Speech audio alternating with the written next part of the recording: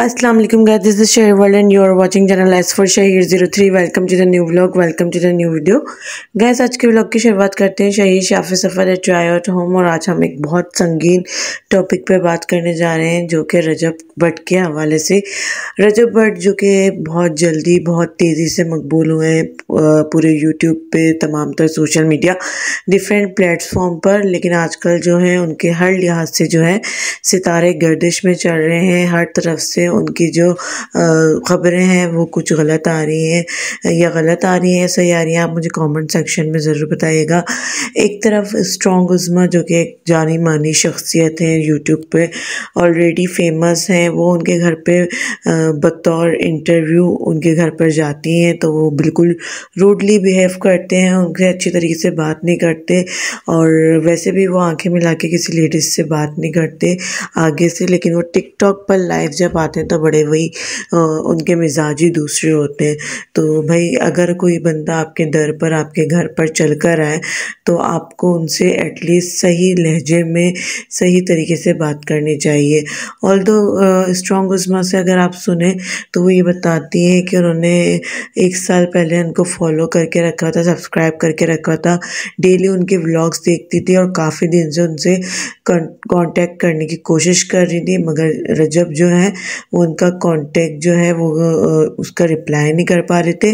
और उन्होंने हिम्मत करके जो है अपनी पूरी कास्ट के साथ वहाँ पर पहुँच गई ताकि वो इंटरव्यू की डेट कंडक्ट कर सके, मगर उन्होंने इतनी बैडली तरीके से बिहेव किया, उनसे किसी किस्म का बात नहीं किया। एक ये कंट्रोवर्सी सामने आई थी, उसके अलावा एक जो है मदरसे वाली खातून है, उन्होंने आजकल बड़ी कंट्रोवर्सी क्रिएट की हुई है क्योंकि उन्होंने कहा कि रजब और रजब की बहन ने 50,000 का अमाउंट कलेक्ट करा मदरसे के लिए, उनके घर के ग्राउंड+2 पोर्शन के अंदर मदरसा क्रिएट करवाना था और अनफॉर्चुनेटली अपनी टीम को बोला और उनसे 5 से 6 लाख का अमाउंट जमा करने के बाद 2-2.5 लाख रुपए खर्चा करें मदरसे में और फिर जो है बाकी का जो सरमाया था, बाकी की जो डोनेशन था वो सब जो है वो अपने पास रख लिया और वो हड़प गए, यानी वो खा गए। तो ये एक बात बड़ी आजकल आ रही है मीडिया पर, ये बहुत ज़्यादा उछाली जा रही है, इस बात की हाइप बहुत ज़्यादा क्रिएट की जा रही है। अब ये भी कुछ इस तरीके का माहौल है कि इस पे यकीन करना चाहिए या नहीं करना चाहिए। तीसरी तरफ अभी मुहर्रम गुजरा है तो रजब भट्ट ने बहुत ज़्यादा अमाउंट के अंदर जो है अपनी व्लॉग्स बनाए, उससे पजीराई हासिल किए। तो करबला के अंदर जब वो अपनी फैमिली के साथ मौजूद थे तो वहाँ पर उन्होंने आसिफ रज़ा अलवी के हवाले से आ रही है क्योंकि वो एक मौलम होके और एक स्कॉलर होके जो है वो इनके घर की लेडीज़ से मिलने इनके जो फैमिली रूम है होटल का वहाँ तक आते हैं। तो ये भी एक बहुत ज़्यादा कंट्रोवर्सी का शिकार हुआ हुआ ये टॉपिक भी। और यहाँ पे जनाब हम टॉपिक को ज़रा अपना स्टॉप करते हैं और आपको बता दें 3 मिल्क की रेसिपी।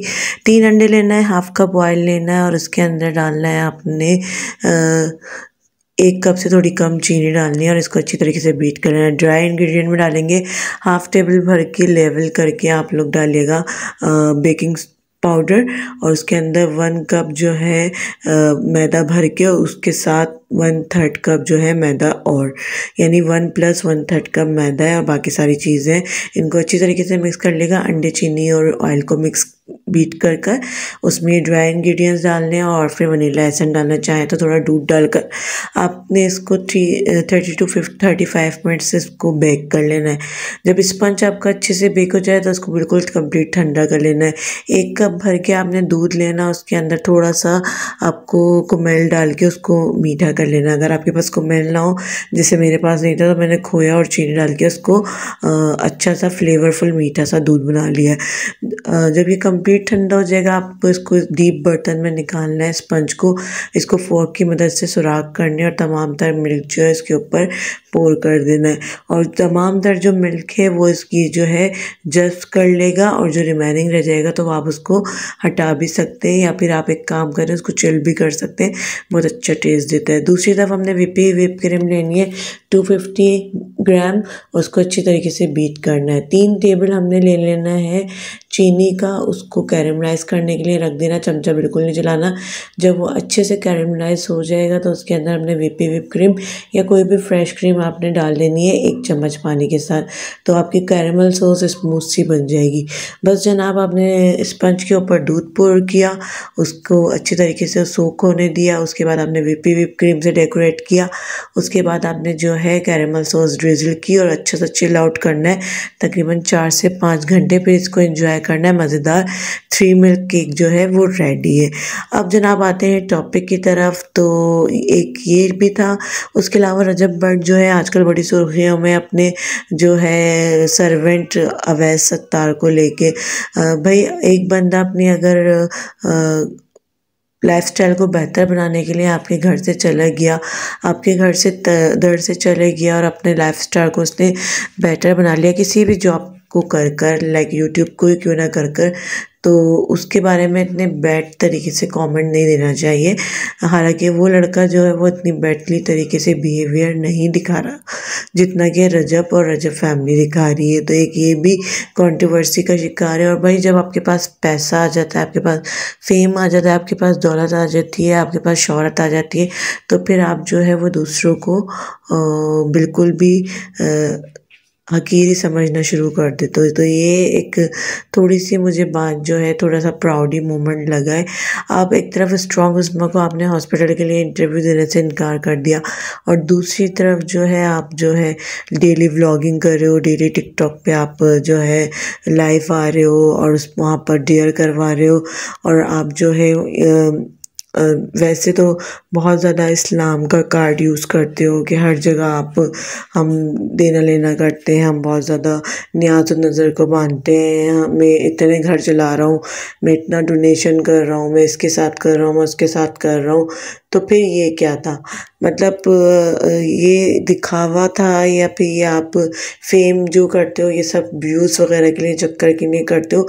क्योंकि अनस अली के साथ भी उन्होंने जो लड़ाई की थी वो भी इन्होंने फेक की थी, फेम के लिए की थी, अब पता नहीं क्या सेटलमेंट था क्या था। तो आजकल जो है रजब भट्ट बहुत ज़्यादा तमाम तर सोशल मीडिया प्लेटफॉर्म पर सुर्खियों का बायस बने हुए, सुर्खियाँ बिखेर रहे हैं। ऑल दो उनके डेली व्लॉग भी इस तरीके के होते हैं कि व्यूज़ गेन कर रहे होते हैं और फिर वो हर जगह मासूम बन के ये कहते हुए नज़र आ रहे होते हैं कि भाई हम तो इस तरीके के थे।